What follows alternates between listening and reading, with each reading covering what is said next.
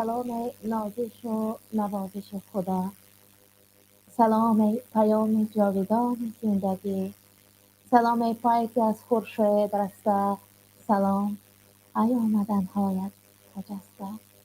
السلام علیکم. بر نفرانه که تصادفاً وارد شدند بر برنامه ما و با حیرت میگویند چنین برنامه هم بوده است. بله هست.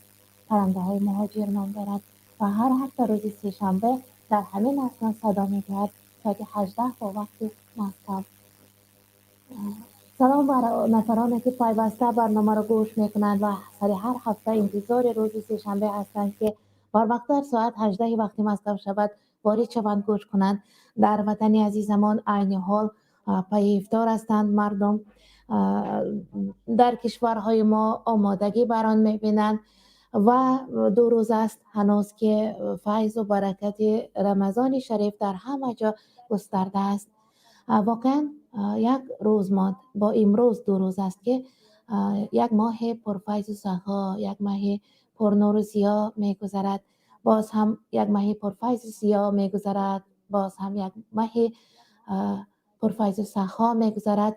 مؤمنان از پی ماه رمضان گریه کنید که کم آمده و باز کجا میگذرد. دل و جان در پی ماه رمضان تو شوم، ای خدا صدقه ماه رمضان تو شوم. رمضان شریف بر همه شما یک بار دیگر فرخنده باد. یک روز دیگر ماند. آنهایی که پیوسته این روزها را در پی عبادت گذرانیدند سعادت دنیا نصیبشان باشد، سعادت عقبی هم.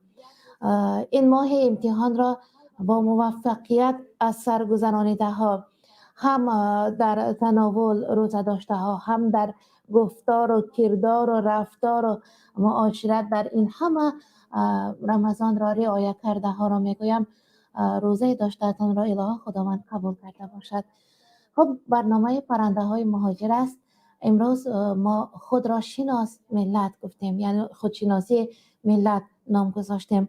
در برنامه قبلی من به شما وعده داده بودم که درباره تمدن اروپا از کجا سر شد و در عصرهای نه آنقدر دور در چه حالت بود و ما فارس ها از کجا تمدن آغاز کردیم. در این بابت گفتم میگذارم.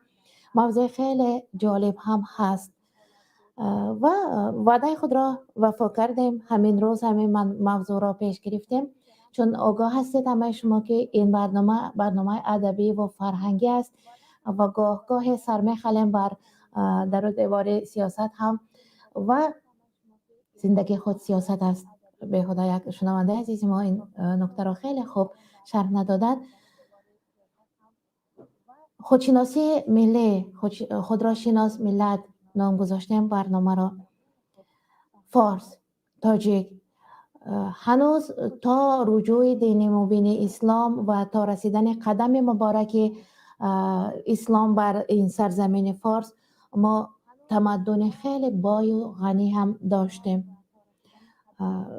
فارس ها کتابخانه هم داشتند، مرکزهای فرهنگی هم داشتند شاعران هم، نویسنده ها هم، اما تا دور رودکی قید نشده. شاید در مأخذهای تاریخی قید شده، اما تا به زمان رودکی به دنیا آمدن، رودکی آغاز کردن شعر، ما آگاه نیستیم. شاید آگاه بوده ها هم هستند، اما یک نکته را باید گفته گذاریم که ما در عصر 9-10 علاقه رودکی داشتیم که شعر میگفت.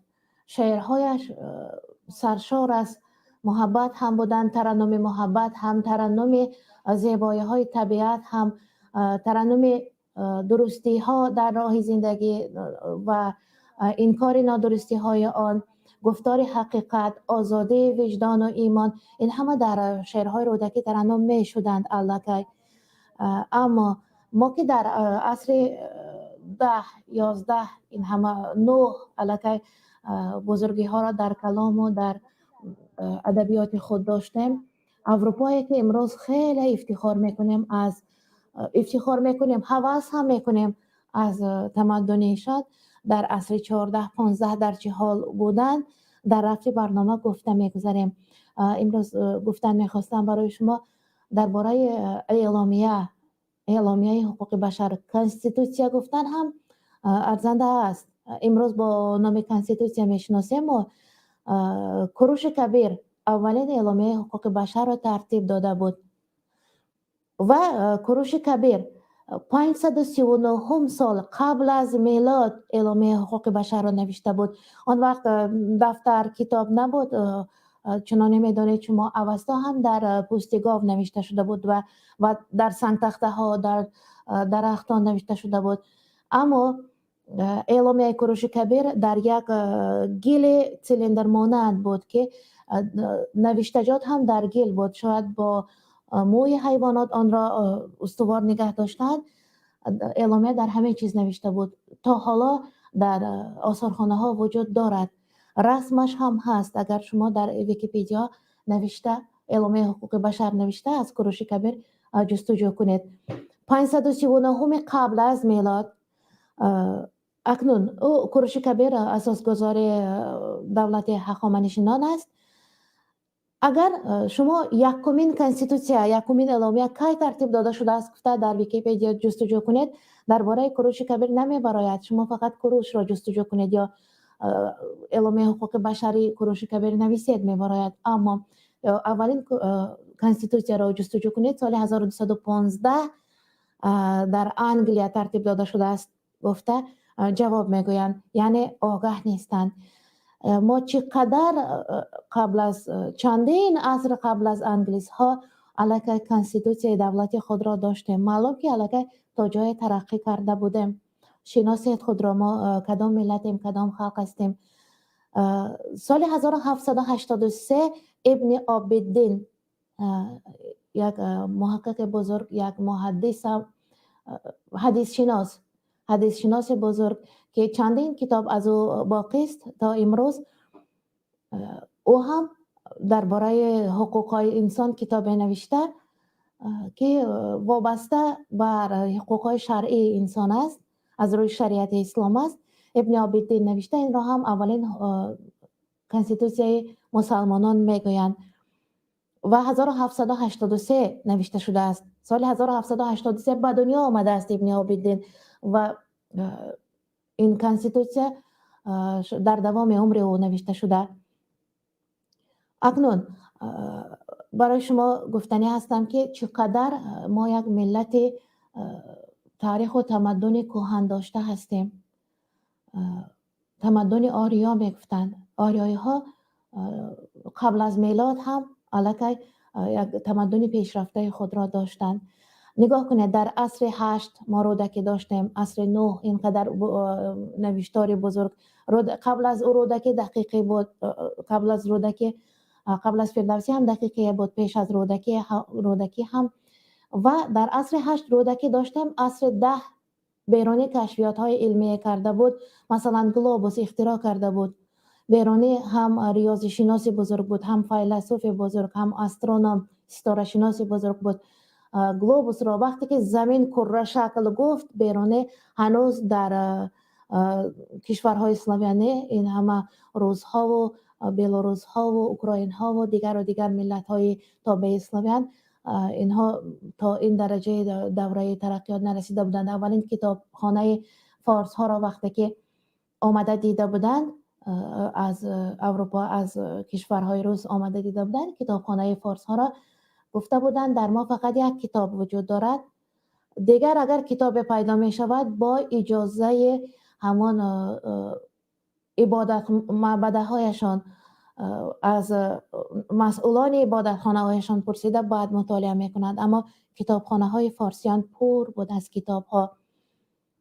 و عمر خیام یک تقویم ترتیب داده است و در مکتب های میانه ما هنوز این معلومات را از بر کرده بودیم. میدانیم در 100 سال 1 ساعت فرق میکرد تقویم ترتیب داده عمر خیام نیشاپور، تقویمی که امروز از روی آن دنیا فعالیت میبرد، از روی آن و ترتیب میگذارند روزهایشان را. این تقویم در 4 سال 1 روز فرق میکند. در 4 سال 1 مرتبه فوریه 29 روز می شود. تقویم عمر خیام در 100 سال 1 ساعت فرق میکرد و خیلی افسوس میخوریم متاسفانه این تقویم تا زمانی ما عمدن نرسیده است. اما تاریخ گواه هست که بود این تقویم، چون مورخان زمان خیام هم خود او هم درباره این تقویم خیلی بسیار گفته گذاشتند. خب اگر در ویکیپدیا جستجو کنید در عصر 13 میگوید پاپا ریمسکی کلندر گریگوریانی ها را ترتیب داده، اما نه، خیام بزرگ ما هنوز در عصرهای 11 تقویم ترتیب داده بود. انا اینقدر یک ملت بزرگ، یک ملت پرتمدن بودیم. اکنون سوال به میان میآید چرا ما امروز این تمدن را نداریم؟ چرا ما امروز روزگار آینه را محتاج خاکستر کرده و رو به هند آوردن صاحب دلان از بحر چیست؟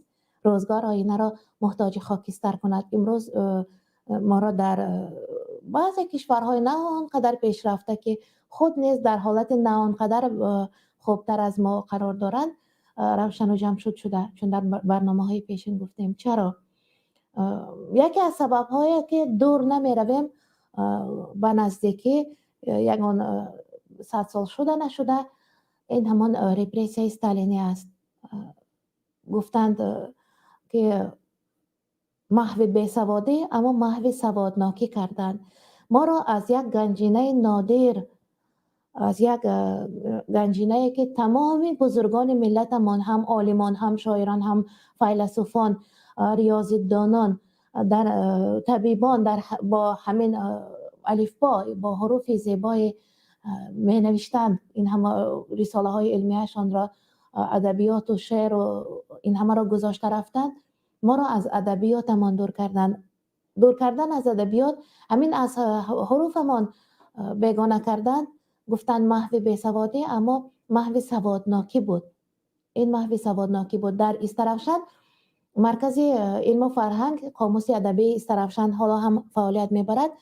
در همین جا یک معلم بزرگ، یک تاریخ شناس بزرگ هستند با نام سید عمر سلطان و کتاب های خیلی قدیمه محفوظ در خزینه خود دارد. خود همین انسان هم یک چی میگویند، یک گنجینه آثارخانه برین. و خیلی از این کتاب ها را من خود آگاه هستم که هنگام در خانه یگان نفر پیران برجا مانده آتشدان میکافتند روزای معرکه، کتاب ها دریافته بودند و به همین مرکز آورده داده بودند. معلوم که کتاب هایی که با حرف های فارسی نوشته شدند، مردم از ترس آن که دشمن ملت نخوانند آنها را گور کرده بودند، در خاک محو کرده بودند. محو نکردند، گور کردند، اما کتاب ها نپوسیده ماندند. از کتاب های شهدی، مثلا شهدی سرافشانی، کتاب های نوا، صادق استرافشانی، این همه کتاب ها را نادم استرافشانی و خیلی از شاعران دیگر شهر و نواحی تاجیکستان هم گفتنی هستم. رپرس استالینی محو بیسوادی گفته ما را از سواد دور کردن، بعد الفبای دیگر جاری کردن. فرق از الفبای نیاگان ما تا الفبای کریلی امروز در چیست؟ الفبای کریلی را هنگام شما خسته میشوید، دیگر بر سرتان مغزی قبول کنی، در سرتان باقی نمیماند، دیگر خیالتان پریشان است، الفبای کریلی را خوانده فرامدن میگیرید. اگر ذوق بر همان فن ندارید خوانده فرامدن میگیرید، اما چیزی نمیفهمید. خط فارسی را چی؟ فارسی را تا درک نکنید خوانده نمیتوانید. مضمونش را نفهمید خوانده هم نمیتوانید. چون که در یک کلمه مثلا شکر نوشتن میخواهید و اون را 3 حرف می نویسید، شین، کاف و را. آن را شکر هم خواندن ممکن است. انا همین طور. و اگر با مضمون جمله اعتبار ندهید آن را شکر میخوانید، با مضمون جمله اعتبار دهید شکر میخوانید. یک جمله عادی خدا را باید شکر گفت، اگر اعتبار ندهید به مضمون جمله خدا را باید شکر گفت میگویید. بعدا توجه میکنید که چگونه میشود که خدا را شکر گویی، شکر باید گویی. این یک مثال عادیه که من برای شما آوردم. ما را از الفبایمان دور کردند، از فرهنگ نیاگانمان دور کردند. چون از فرهنگ نیاگان دور کردن، همه آنچه که ما ایبا و حیا و دور از خطا بودن و درستی زیستن را راه اندازی کردن، این همه را از همان ادبیات ها می گرفتیم. هنگامی که حسین وازی کاشفی یا نوشته یا که عنصر المعالی کیکاووس فتوحنامه سلطانیشان را یا در آداب نشستن و نوشیدن و خوردن و این همه هر یک آداب رفتار، آداب کردار، آداب یک حالت را آنقدر بسیار شرح داده نوشته بودند که در همان حالت، حالا من در هفته برنامه میگم اروپا در چه حالت قرار داشت در همان فرصت هایی که کاشفه ما، در فرصت هایی که کیکاووس ما آداب نامه ها می نوشتند. در یک خودی انا مثلا در آداب تناول، فقط تناول، نوشیدن نه خوردن را در نظر دارد. هنگام خوردن نباید صدای دهان برآید، نباید دهان گشاده باشد. هنگام خوردن نباید گفتار باشه. خورده ایستاده گپ زدن ممکن نیست. باید درست نشسته باشه، با دست راست بر غذا دست دراز کنی. هنگامی که کسی تناول میکند بر او سلام نگویی، مثلا یا پیش و بر خود را، اطراف ظرف خوراک را نه آلوده خوردن. این همه را در زمان نویسندگان بزرگ ما که اروپایی که امروز هوس میکنیم بر زندگیشان و پیشرفتشان در یک حالت قرار داشتن، در انتظار کردن نمیخوام شما را. حالا میخوانم برایتان فارس ها چقدر تمدن داشتن و در زمانی که عرب ها کم کم رجوع اسلام را، کم کم تبلیغ اسلام را تا سرزمین فارس آورده و قدم مبارک اسلام رسید، برخی میگویند با زوره، برخی با زوره، با زاره، با هر چی که باشد ورودش خوب بود. ما خیلی از تمدن بایتر آگاه شدیم، اما خود عرب ها هم خشک نرفتند. آنها هم از فرهنگ فارس خیلی بهره بردند، خیلی. و بهوده هم حضرت پیامبر درود بر روانشان ملت فارس را اینقدر بالاگزین نکرده در حدیث هایشان و نگفتند که از بهوده نگفتند که اگر علم بر ثریا رسد اولا فرزندان فارس، فرزندان از این ملت بر آن دسترسی پیدا میکنند. دست مبارکشان آن وقت در کتفان سلمان فارسی بود. اکنون خود همان سرگذشت زندگی نامه سلمان فارسی از آن درک می‌دهد که بهترین دین را سلمان چگونه دریافت کرد. اول او فرزند زردشتیان بود، بعد رفت شاگرد نصارا گشت و زینه به زینه دین نصارا را از خود کرد و بعد واقف شد از اسلام و یکی از بزرگان این دین شد. خب برای شما اول قبل از آن که آگاه کنم از عصرهای 14 15 16 اروپا در چه حالت قرار داشت، میخواستم یک نکته را گفته گذارم. امروز در وطن عزیزمان خائن ملت میگویند، دشمن ملت میگویند یا دیگر که ملت میگویند، گریزه ها میگویند. خب این حالت از بازی که دنیا بود تا حالا هم هست. در خیلی از کشورهای مترقی هم همین حالت هست. نفری که بیدارتر است، روح بیدار دارد، درک بیدار دارد، نفری که میفهمد، فکر کرده میتواند، نه آنقدر مقبول مقامداران است. مقامداران نه آنقدر قبول دارند این گونه نفران را، چون که اداره کردن نمیتوانند. اداره کردن نفر حقیقت به خصوصا در کشورهای آسیا دشوار است. خصوصا در تاجیکستان ما یک فیلسوف نوشته که زندان دیوار است که عاقلان را از مردمان عادی جدا کرده. درست، زندان امروز پر از عاقلان است، پر از بیداران ملت است. اما یک یوسف بیدار بود، به زندان افتاد، خداوند رحمت کرده باشد، و در زندان شروع کرد تبلیغ یکتاپرستی را. این حالت ها همه حکمت دارند. شاید از زندان شروع شود بیداری ملت، اینش هم از حقیقت دور نیست. واقعا من خیلی بسیار حرف زدم. میتوانند شنوندگان عزیزی ما هم در این بابت فکرهای خود را، اندیشه های خود را گفته باشند. شما میتوانید با چهره خود برآمد کنید. می توانید به چهره با نام و نسب یا با مستعار، با لقبتان، با تخلصتان هم برآمد کرده باشد. در همین موضوع گفتگوزار داشته باشیم. شاید شما اخبار دارید که من آگاه نیستم. خب در صفحه های تاریخی برزیلیا زومبی دوس پالمریس نام یک قهرمان ملت است. اگر عین حال مرا همگان میشنوند، خیلی باور دارم که خیلی شماری کمی از شما زومبی را همچون قهرمان میشناسد. اگر کودکان مرا تماشا میکنند میخندند، نخواد زومبی قهرمان باشد. ما را از کودکی همین خیلی تعلیم دادند، چون ما در زمان شوروی به وای رسیدیم. زومبی گفته یک مخلوق بدهیبتی دست رویش خونشور، یگان مرده از نو زنده شده از قبرستان برآمده و به سمت آدمان هجوم کرده. زومبی همین خیلی دهشتناک برای ما تصویر کردند، اما این دروغ است. زومبی دوس پالمریس، زومبی هم میگویند، در خود برزیل ما زومبی میگویم.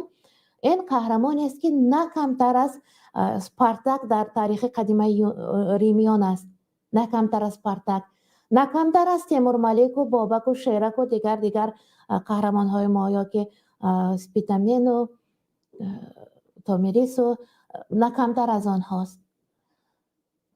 و زومبی چی کار کرد؟ شاید بیشتر از این قهرمان های نامبر کرده ما هم باشد. زومبی در کودکیش یک خصلت خوب، یک استعداد داشت. در ما بیشتر استعداد را در سرودن و شعر نوشتن و هنرهای دستی، کنده‌کاری، رسامی، دوزندگی، بافندگی میبینند. اما استعداد هست که روزها میگویند در ریچ، یک قدرت خوب سخنگویی دارند، نوابسته به بزرگی یا کمی سوادشان. اگر سوادشان بزرگ باشد باز هم این استعداد رواج می‌یابد. قدرت سخنگویی، یک استعداد باورکنانی دارند که در وجدان هم میگویند. روزها و روسی خیلی درست‌تر درک میکنند خیلی ها. و همین زومبی در کودکی همین استعداد را داشت. این یک سیاه پوست بود که او را در برزیل همگان خوب میشناسند. این حال هم هر سال سنه 10 دکبر، نه هر سال این حال هم 20 نوامبر، 10 دکبر این حقوق بشر را قید میکند. 20 نوامبر یک پرد راهپیمایی به شرف قهرمان ملت زومبی تشکیل کرده می شود. همین زومبی سیاه پوست را در کودکی چون یک استعداد گفتاری خوب داشت، نصرانیان، کریستانوستی میگفتند، نصرانی‌ها دزدیده بودند چون زومبی مسلمان بود. همراه همان مسلمان‌ها با قبیله یک خردک که مسلمان‌ها زندگی میکرد در جنگل‌ها، او را دزدیدند و بردند و با یک همان روحانی نصارا شاگرد گذاشتند تا دین نصارا را آموزد و تبلیغگر برآید. سنت تبلیغ در او خیلی رواج کرده بود هنوز در کودکی. اما یک فرصت در آنجا ماند، آموخت، البته یک کمی فعالیت برد، اما باز هم فرار کرد به سمت مسلمانان. آنجا فعالیت بردن را بهتر دانست. خیلی از شورش ها میان لشکر زومبی و میان نصرانی ها به وجود آمده. این تاریخ خیلی دور و دراز است که این همه را در برنامه گفتن نمی شود. در آخر زومبی خیلی سرزمین های زیادی را از خود کرده، بر خلق خود برگردانیده بود، خیلی شکست داده بود نصارا را. اما بالاخره یکی از شاگردان خود زومبی دوس پالمریس، یکی از نزدیکان خودش به فریب دشمنان گرفتار شد و مثال جاسوس شد. آن وقت قرارگاه زومبی را بر آنها گفته داد و آنها دستگیر کردند زومبی را. چرا امروز ما یک مخلوق دهشتناک میدانیم؟ چون که دست و پایش را بریدند، سرش را بریدند، در شمشیر راست کردند و هنگام خونشار بود میان مردم گرفته دویدند با اسبها و گفتند هر نفر اسلام را قبول کرده و زومبی را طرفداری میکند، هر نفر در گروه زومبی قرار داشتن میخواهد، زومبی دوس پالمریس، ما او را در چنین حالت گرفتار میکنیم. مردم آنقدر هراسیدند، آنقدر دهشت فرا گرفت که من بعد کودکانشان را هم همین خیل ترسانیده آرام میکردند. آرام باش، زامبی می آید. همین طریق دوام یافت. امروز متاسفانه ما از فیلم های تیار کرده اروپاییان که این یک ایدئولوژی مخصوص است، اینها مقصد مخصوص خود را دارند، ما باور کردیم که این یک مخلوق دهشتناک است و هرگز دیگر باور نکنید. او یک قهرمان مسلمان است، در عصر 17 زندگی کرده است. در سالوادور هر سال 20 نوامبر روزی او را قید میکنند. خب اکنون امروز برنامه پرنده های مهاجر خیلی بسیار حرف زده ایستاده است. شنونده تابکای در خط علاقه هستند، می توانند گفتگو کنند. السلام علیکم. یا خب بعضا تیاری میبیند دادم برایت برآمده حرف زند، اما چیزی از خاطرش میبرارد و تلفن را خاموش میکند. شما میتوانید با چهرهتان، به چهرهتان، با نام خاص خودتان، مخصوص نامی داشتهتان و با حقیقی، یعنی که و با تخلص خود هم برآمد کرده، اشتراک کرده در برنامه میتوانید. عجیب این که اگر برنامه سیاسی نباشد کمتر وارد شده حرف میزنند، البته مردم هم در خون مردم موضوعهای سیاسی جای شده. خب اکنون درباره اروپا برایتان گفته میگذارم. هنوز در عصرهای 14 15 در چه حالت قرار داشتند. موضوع کمی فراختر است، دامن موضوع فراخ است. توجه فرمایید. آماده کردم و میخوانم. با گرفتن نام اروپا پیش نظر ما جمعیت پیشرفته، جمعیت فرهنگی در تمدن، یک جمعیت جلوه میکند که همگان هوس میکنند رفتن به اروپا را. اما آیا همین جمعیت از آغاز همین خیل بود یا نه؟ بیاید به تاریخ عصر میانگی اروپا یک سر میخلیم، دیده میگذاریم. فیلم های رمانتیکی تماشا کردتان را یک طرف گذارید. فیلم های رمانتیکی را یک طرف گذارید و سفر میکنیم با عصر گذشته. ماشین ورمنی میگویند، ماشینی که در خاطر دارید در یک فیلم هنری بود. خب در آخر عصر 15 واقعا آن فیلم های رمانتیکی که تماشا میکنید، آن فیلم هایی که در اروپا از عصرهای پیشین تماشا میکنید، این یک تخیلات نویسنده خوشنویس است که شاعران نویسنده ها بیشتر در تخیلشان یک زیبایی های را می آفرند. خب در عصر 15 شاهزاده ایزابلا کاستیلسکایا در روزنامه‌اش چنین نوشته بود. اینها روزنامه دارند، هر روزی گذشتهشان را می نویسند. نوشته بود در دوام حیاتش همگی 2 مرتبه شاهزاده ایزابلا کاستیلسکایا همگی 2 مرتبه در حیاتش حمام قبول کرده. 2 مرتبه شستشو کرده در تمام زندگیش. بار وقتی که به دنیا آمد، شما میدانید نصرانی ها وقتی کودک به دنیا می آید بر عبادت خانه میبرند، در همان تیرکف میگویند و عبادت خانه برده از سرش آب مقدس میریزند و اون هم بعضا تمام وجودش را نمیگیرد، تنها در سرش اگر خنک باشد. خیر گفتم تمام وجودش را با آب مقدس شستشو کردن یعنی کریستیت میکنند. این گونه فهمتر است. تصور کنید که ایزابلا کاستیلسکایا همگی 2 مرتبه دوم کی شستشو کرده وقتی به دنیا آمد و وقتی به شوهر برآمد. وقتی شوهر میکرد یک بار دیگر او حمام قبول کرده. خب قبل از توی شستشوی پر را گرفته. برای قبول حمام آب گرم لازم می آمد، هیزم لازم می آمد، خیلی پرقیمت بود در اروپا همان وقت. گاه برای جزای جنایتکاران 4-5 نفر را یک جای آتش می زدن، همچون جزا آتش می زدن و در همان آتش گرم می کردن آب. این عمل البته برای صرفه کردن هیزم بود. آدمان را با جنایتکار برآوردن و جزا داده آتش زدن، هیزم را صرفه می کردن. شاه کلیمین پنجم باور نکنید با من گرفته در ویکیپدیا همین نفران را قهرمان ها، من فقط نفران معلوم را مشهور را گرفته نوشتم، آدمی عادی را نه. شاه کلمین پنجم از بیماری اسهال خونی وفات کرده بود. این هم از افلاسی تن و غذا برمی آید.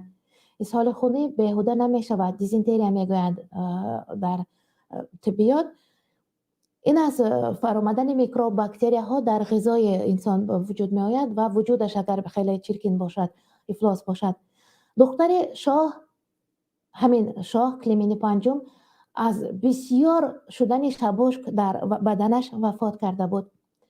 پدر کلیمان هفتم و شاه فیلیپ دوم از بیماری خارشک فوتیده بودند. آنقدر خارشکشان زیاد شد که از بسیار خوریدن خونشار شده، خونشان آلوده شد با میکروب و در وجودشان خون آلوده دفع زده وفات کرده بودند.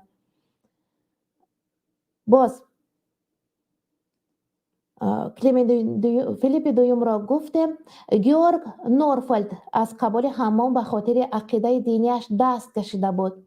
به خاطر عقیده دینی اینها چی میگفت؟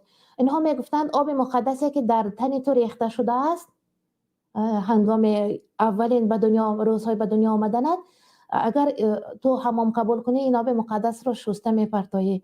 انا همین خیلی فکر میکردند، عقیده دینیشان بود، حمام قبول نمیکردند. و عجب این که چه دینی باشد. دین، جایی که دین هست باید پاکیزگی باشد، تازگی باشد.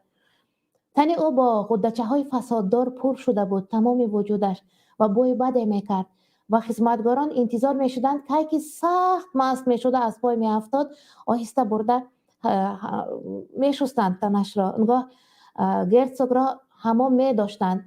شاه فرانسه لودویک 14 هم در حیاتش 2 بار حمام قبول کرده بود. لودویک 14 نوشته بینید در ویکیپدیا اگر باور نکنید. و آن هم تشخیص و توصیه دکتران وادار کرد، چون که خیلی بیماری های شدید شده بود. بین مردم نصارا آن زمانه ها باور پهن شده بود که هنگام قبول حمام همین آب در وقت تولد در کلیسا بر تنشان رسیده را شسته پرتافتن ممکن نیست. برای همین شستشو مقابل عقیدهشان بوده است. گناه هم میدانستند. گویا هر قدر جسم پوشیده لباس های چرکین و دریده باشد، همان قدر روحشان قوت می گرفته است. شبوشک از طرف مناخ‌ها فرموده می شد. باید همه شبوشک می کردند. در سر شپوشک می پروریدند و داشتنش آبروی هم بود. با زبان خودشان آن را گنجینه خدا داده هم می گفتند. خدای توبه. در لاورا که دربار پادشاه فرانسه بود، یگان حاجتخانه وجود نداشت. و گرتسوگ نورفلد از قبول حمام به خاطر عقیده دینیش دست کشید. گفتیم عجبا تن او با غدچه ها پنهان شده. خب تا کجا آمدیم؟ و شپوشک فرموده شده بود زنها فقط مشاطه داشتند که زنهای اصیلزاده را می آراست. آن هم در 1 ماه 1 مرتبه موی زنهای اصیلزاده را مشاطه می آراست، شانه می دید. در 1 ماه 1 مرتبه سری زنها شانه می دید، موی را شانه کرده و آهسته آراسته می ماندن بالای سرشان. دیگر بالای سر چه جواهرات های پرتلای را می پوشیدند و شانه نداشتند. اصیلزاده ها سرخورک داشتند. یک چوبی دراز بود که با همان سرشان را می خوریدند، چون شپوشک بسیار شد البته می خورد. و باز چیزی گفتنی بودم. ریتسرهای دربار شاه یعنی افسران زره پوش با لباس های آهنی می در آمدند و همراه همان لباس ها می ایستادند، پاسبانی می کردند دربار شاه را. در یک چند شبانه روز 1 بار از همان لباسشان می برآمدند. اکنون اگر از لباسشان در یک چند شبانه روز 1 بار برآیند، برای لباس ریتسر را کشیدن غیر خود ریتسر 3 نفر در کار است. 1 نفر باید قپیده ایستد که ریتسر نافتد، 2 نفر باید یک این آهنهای وزنین را از تنش بیرون کنند. تصور کنید که یک خود ریتسر کشیده نمیتواند لباسش را. قضای حاجت باشد از امکان بیرون است، البته مجبور است در داخل همین لباس سبک شود. در وقت هجوم یک سرلشکر عرب صلاح الدین ایوبی میگفتند. صلاح الدین همه حیران بودند که چگونه صلاح الدین توانست که جایگاه همین ریتسرها را به یگان خبر دادن، به یگان مانع خودش دریافته بیاید. قرارگاه ریتسرها باید بوی بود و یافتنش از روی بوی آسان بود. مورخان عرب اگر درباره صلاح الدین ایوبی کافته یافته خوانید، در این باره نوشتند چگونه دریافت کرد قرارگاه ریتسرها را. در حال این قرارگاه به نهایت مخفی بود، به نهایت مخفی و به نهایت مستحکم هم بود. خب زنهای اصیلزاده برای جلا دادن مویهایشان چسنوک را میدانید شما، چسنوک را فشرده آبش را گرفته و مویهایشان میمالیدند و ماهها آن را نمیشستند. مویشان جلو میداد. در عصر 14 از گرفتاری به بیماری وبا 3/1 اهالی فرانسه وفات کرده بود. عصر 14 3/1 اهالی، از 100 نفر 33 نفر وفات کرده، از 1,333,000 نفر وفات کرده. انگلیا، ایتالیا نیز 3/1 اهالیشان را بای داده بودند. آن وبا را مرگ سیاه نام گذاشته بودند. در خاطر داشته باشد همان آسپ هم از بسیار بودن چرکینی در اروپا وجود آمده. خب این همه را من برای چی میگویم؟ چرا گفته گذاشتم؟ من خیلی مختصر گفتم، خیلی کم گفتم، در حال خیلی بسیار گفتن ممکن است. اگر تاریخ پهنشوی بیماری آسپ را، ویروس خیلی خطرناک را خوانده برایت، آنجا خیلی مفصلتر هم گفته شده است که چرا در اروپا زود پهن شده رفت. سر قدم مرده بود. پاشنه بلند پوشیدن در اسلام ممکن نیست. گفتند اروپایی ها اولین شده پاشنه بلند پوشیدن. پاشنه هایشان بلند بود، نه فقط از قفای پا، پیش پایشان هم خیلی پاشنه بلند داشت. چرا میدانید؟ چون که دربار پادشاه که گفتیم حاجت خانه نداشت، قضای حاجت در تیریزه ها ممکن بود، از تیریزه ها بیرون افکندن هم ممکن بود. فقط یک کلمه میگفتن بریگیتیس و هوا میدادن و اطراف همین دربار پادشاه را، زمک را، یک تیپگی بلند فرا میگرفت از موسر، یعنی پرتاب، ببخشید، از پرتاب و از اخلاط ها که آن را در یک سال یک مرتبه از دیوار قصر بیرون میکردند. تصور کنید اکنون در این حالت چقدر بیماری ها رجوع میکنند. حالا هم زندگی کرده تا امروز نسلشان ادامه یافته. ما چرا از یک ملت پرتمدن، از یک ملت آریان یعنی آزاده پاکیزه سرشت برآمده، امروز در یک حالت نه آنقدر خوب قرار داریم؟ یکی از سبب ها اگر رپرسی استالینی باشد، از آن پیش هم سبب های بودن. امروز سبب آن است که ما نیز یک چرکینی گفتن هم ممکن است، یک نفر را بیرون از جایش نمی کنیم. برای نوگانی خواستن باید همه چیز نو شود. برای نویگری و تمدن و برای پیشرفت خواستن همه چیز باید نو کرده شود. مثلا از رهبریت سر کرده، همه رهبری کارخانه ها را هم سر نو، مغز نو، انسان نو با مغز نو و با یک ایده های نو می آید و نوگانی جاری می کند. البته از فکر پیران دیده، پیران در عقل پیشرفته ترند، اما در فکر و در جهان بینی، مثلا در دید زمانوی، نظر زمانوی، جوانان پیشرفته هستند. شاید حالتی تکنیکی باشد، شاید. خب به هر حال برنامه را ادامه میدهیم. می توانید با رقم های زیر نوار بوده پیوسته، در همین لینکی که گذاشته شده است پیوسته سبب های را می توانید گفته باشد که چه باعث شده که امروز ملت فارس، ملت اینقدر در دنیا آوازدار، نه همه ملت فارس، همین تاجیکانی که یک شاخه از فارس ها هستند، در همین حالت قرار دارند. امروز یکی از سبب ها این سیستم معارف گفتن هم ممکن است. شاید نفری گفتنی بودند می توانند این موضوع را پررتر کنند. سیستم معارف ما، وقتی ما مکتب می خواندیم، معلمان می گفتند اگر بابه های خوب اعلاخانی، اگر همه 4 5 شود، آینده دکتر میشوی، معلم میشوی، عالم میشوی، معاش خوب میگیری، زندگی خوب خواهی داشت. اما امروز این گفته معلمات درست نآمده ایستاده است با زندگی، چون که دانشمندان امروز خیلی کم بضاعت‌تر از بیسوادتران زندگی دارند. چرا؟ چون که از بالا رهبریت همین خیل آمده و در نظر نفری که سواد ندارد، یک نفری کم سواد هم با سواد می نماید، چون که وی در خودش در همین سطح است،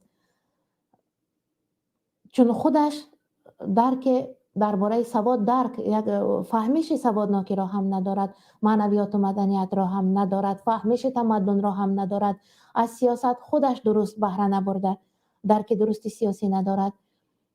و در مکتب این گونه ما را تعلیم میدادند، بینید که میگفتند اگر خوب و اعلی خوانی پول خوب کار میکنی و خوب زندگی میکنی. در مغز ما مادیات جای شده بود. با زبان روسی گفته باشد هم بودید خلیب بودید پیسنیا میگفت، همان صدر اعظم در زمان شوروی، همان راهبر دولت، و ما را جهتی مادی علاقه همین که کرده بودند که مردم علاقه مادی پرست، مادی شناس شده بودند، از معنویات کمتر حرف می رفت. و در زمان شوروی هم همین، در حالی که امروز ما داریم تا تعریف و ستایش و تا به آسمان های چندم نبراره، رهبریت را نه وظیفه میگیری، نه به یک زینه معینی منصب میرسی، نه پیشرفت در زندگی خواهی داشت. در زمان شوروی هم همین خیل بود. تا درباره کپایسیس، درباره لینین، کارل مارکس، انگلز، درباره اینها شعر ننویسی، درباره سیاست دولت تعریف و ستایش ننویسی، یک کتاب عادی شعرهای عاشقانه هم چاپ نمیشد. عجب دنیای بود، عجب سیستمی بود و امروز هم کم نیست، از همان بدتر است که بهتر نیست. خب چرا گفتنی بودم؟ هنوز کامل خواجه نکهت در 12 سالگیش گفته بود به مکان نرسیدم که زدل حرف زنند، هر کجا میگذرم حرفی شکم میگذرد. مردم هم چنین شده که درباره خوراک بیشتر حرف میزدن. انا مثال امروز در تاجیکستان اگر در یک معرکه زنها نشسته باشند، کم در کم برخورده می شود که درباره علم و فرهنگ، درباره دانش آموزی فرزندان، پیشرفت علمیشان حرف زده شود، درباره تاریخ یگان کشور در یگان معرکه که بانوان حضور دارند. خب من در معرکه مردان که نمیشوم، از بانوان میگم در یگان معرکه درباره پیشرفت یگان ملت حرف نمیزنند. درباره چی حرف میزنند؟ متاع نو برآمده است، طرز پختن خوراک، طرز نگاهبینی روی و موی، کلینی که خوشرو میپزد، با مزه میپزد، کلینی که تازه و آزاده نگاه میدارد. ما مادی ترقی کردیم، معنوی نه، و هر قدر دور از معنویات شدیم همان قدر فروتر رفتیم بر مادیات، همان قدر قریب پرستنده شده مادیات را. در یک برنامه گفته گذاشته بودیم، یک خواهر زنگ زده گفته بودن که هر کجا یک آزمون درباره پزندگی، آزمون طعام های ملی می شود، هنر پزندگی را می سنجند، ما جایهای اول را گرفته می توانیم، چون که علاقه عادت کردیم که ما در همین سمت باشیم. رئیس جمهور هم هر کجا می رود یا یک طبق کلان در نزدش قروتاب است، یا یک دیگ چلگوشه، در افسانه ها چلگوشه میگفتن، چلگوشه نیست، یک دیگ کلانترین پر از آشوب پلو است. ما ماده شده رفتیم.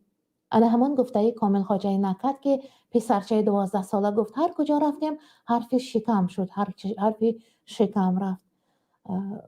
دنیا را خوردن دیدیم، دنیا را پوشیدن، دنیا را حلاوت دیدیم، اما از حلاوت علم کم برخوردار شدیم. خود را شناس ملت از موضوع کمی بیرون رفتم.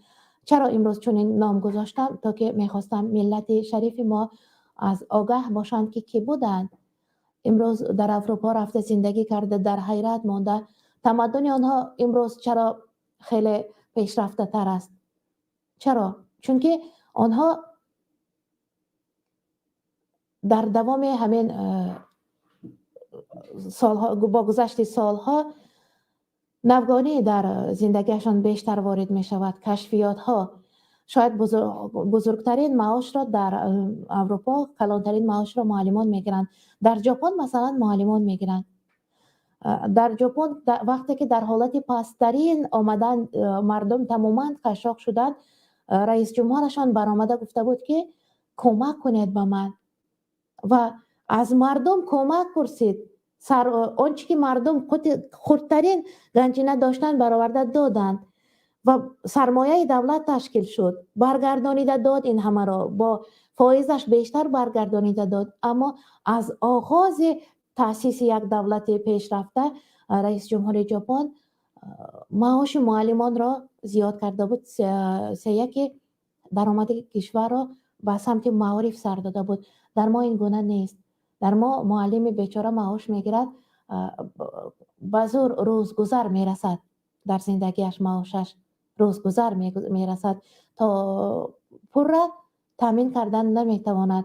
مجبور میشود معلم غیر از درس‌های داشتهش که باز علاوه درس گیرد، با نامناسب دیگر نفر اون درس را هم گذارد.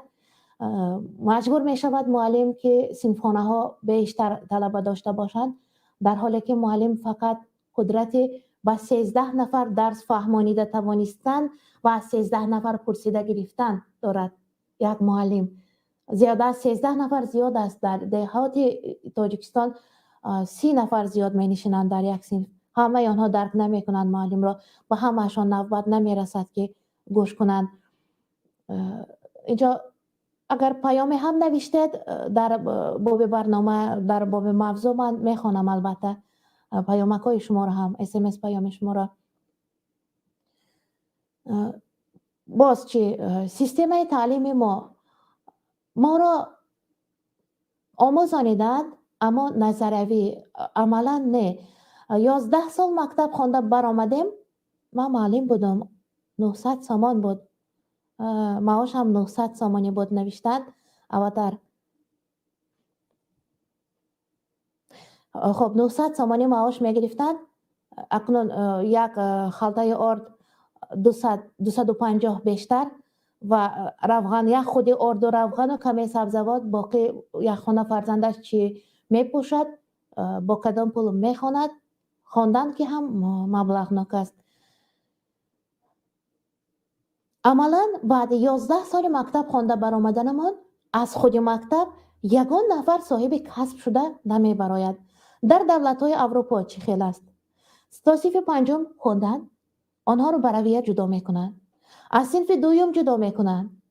کودکانی که بیشتر لیاقتشان بر طبیات است میگیرند به سمت رویه طبی، طبیات، ریاضیات، یا اینکه کودکانی که بیشتر حقوق طلب میکنند، حق طلب میکنند، میگیرند بر سمت ادبیات و حقوق شناسی و تاریخ. و کودکانی که هنر دستیشان خوب است، مثلا چیز ساخته میتوانند، آنها رو بر سمت اختراعکاری، اینها رو بر رویه ها جدا کرده از کودکی در سمت خودشان تعلیم میدهند.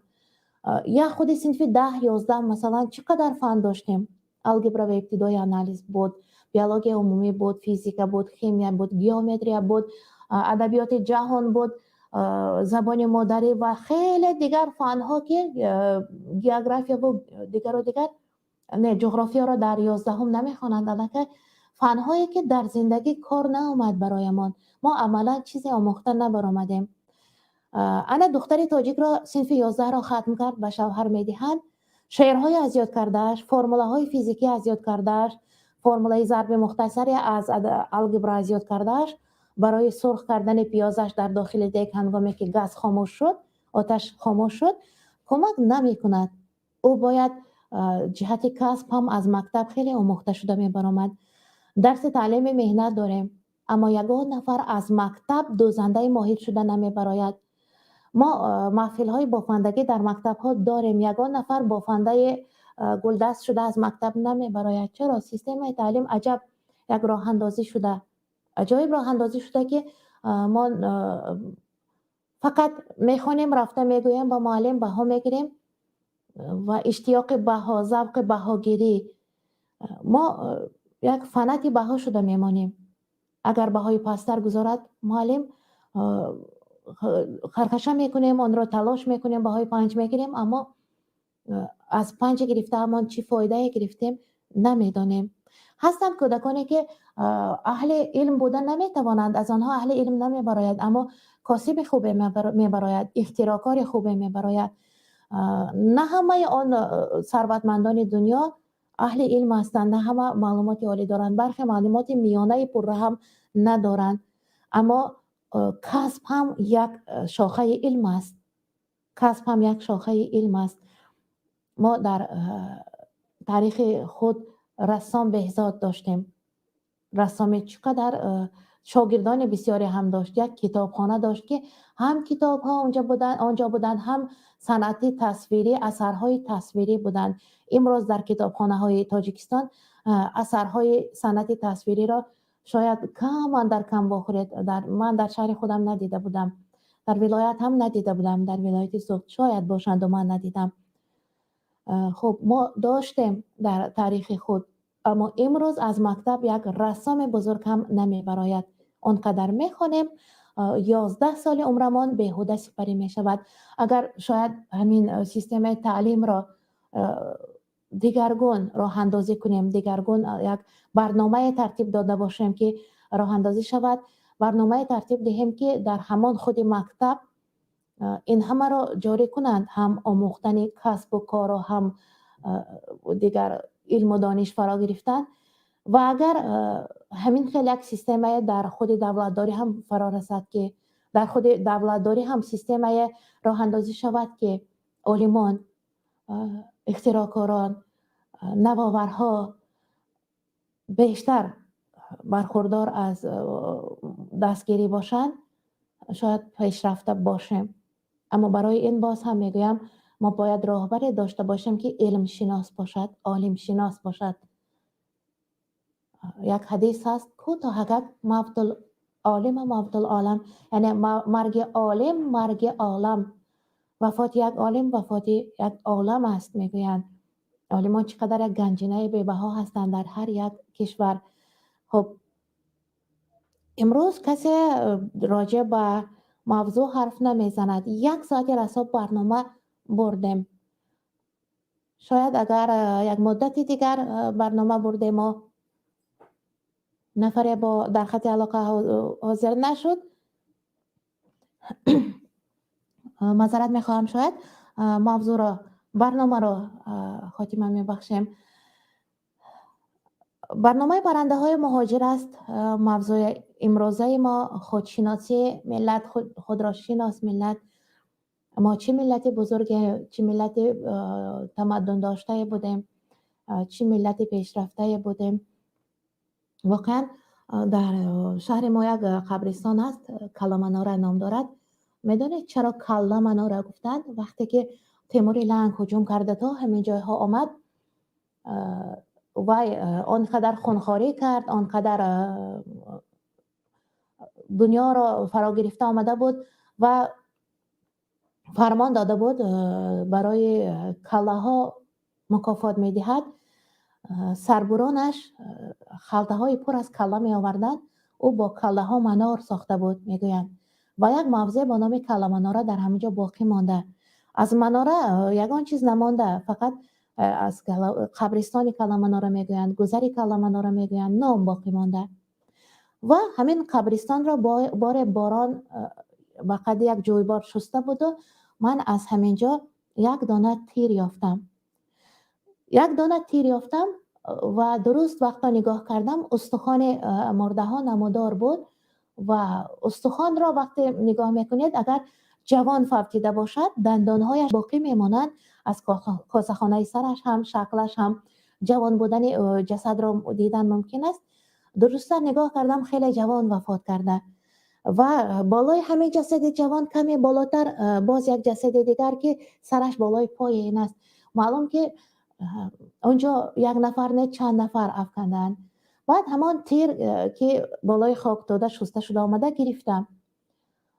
گرفتم و بردم به کارگاه، با یکی از همکارانمان نشان دادم. او این تیر را برده به بابای پیران سالش نشان داده است و بابایش درباره تیر حرف زدند، می شناختند گفتند که از اتومات کلاشنیکوف هست همین تیر و در آن کلمناره یک زمان دشمن خلق گفته دانشمندان، نفرانی که برخوردار از علم بودند، نفرانی که از دین برخوردار بودند رعایت میکردند و کتاب ها داشتند در خانهشان که با حروف الفبای نیاگانمان حروف عرب نوشته شده است. همین کتاب ها را داشتند. اگر هر نفر را با کتاب یگان شاعر هم باز داشته بودند، دشمن خلق گفته میپراندند، برده بالای همان قبرستان کلمناره قطار میماندند و از یک سر به سرشان خلطه پوشیده میپراندند. و همین تیر یک تیر یافتم چقدر برای آگاه شدنم از تاریخ همان گذر برایم کمک کرده بود.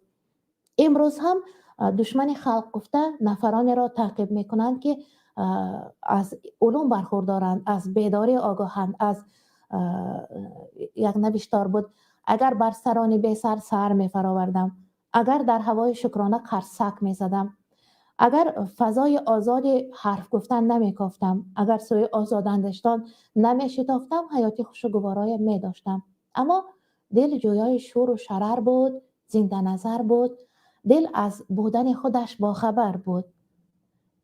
این گفتار درباره همین بیدار دلی هر نفری فکر میکند، هر نفر قابلیت فکر کردن دارد که چرا چنین است، حق خود را طلب کردن میخواد، دشمن خلقش میخوانند. همون پسمانده فکرهای دوران رپرسی استالینی مانده و خیلی میخواستم که همین چیز، همین دانشمند تعقیب کردن، بیداران را از وطن دور کردن، آنها را خائن گفتند. انا در آغاز برنامه درباره شما زامبی را گفتم. هر قدر زامبی را دشمن خلق و هر قدر او را برای ترسانیدن فرزندان و استفاده بردند، اما امروز خلق افریقا او را یک قهرمان میداند و روز محض، روز مبارزه علیه نژاد پرستی، یک روز برابر حقوقی، برقراری برابر حقوق انسانیت، یک پرده ادانه تشکیل می کند به شرافت همین زامبی دوس پالمیریس.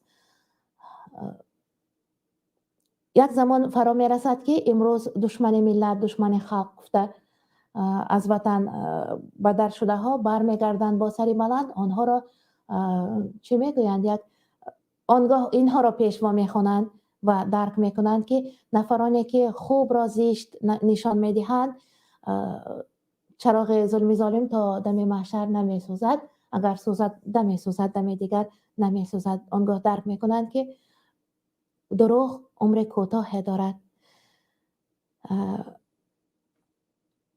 از کارگردان پرسیدنی هستم برنامه را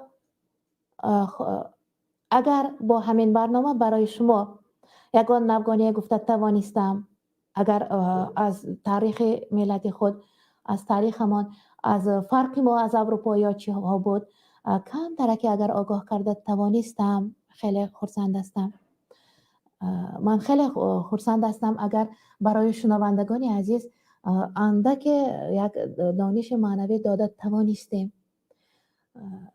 برای خودشناسی ملت چقدر گفتنی ها هستند که در یک برنامه گفتن نمی شود. این همه را اگر با شنونده ها می پیوستیم، از فکر و از مشورت و برآمدش ادراک و شعاری برآمده، باز هم برنامه را رنگ و آرای دیگری می دادیم و می فهمیم. یک روز دیگر رمضان مانده، روزهای آخر رمضان خسته هستید و اگر خستگی رمضان باشد، خوب، بهت خوب است بگذار گوش کرده باشد که گوش کردن و درک کرده توانستن هم علاقه نعمت است. شنوندگان عزیز عالی قدر برنامه پرنده های مهاجر طول این ساعت با شما بودم، سایما سعید، و تا برنامه های دیگر در پناه خدا باشد. شما می توانید در زیر همین نوار بعد تماشا کرده شدن نویسید که در برنامه های من بعدمون چه موضوع ها را فرا گرفتنمان را میخواهید که باز درباره چه موضوع های برنامه آماده کنیم و آن برنامه را با معلومات های پر کرده برایتان پیشکش کنیم.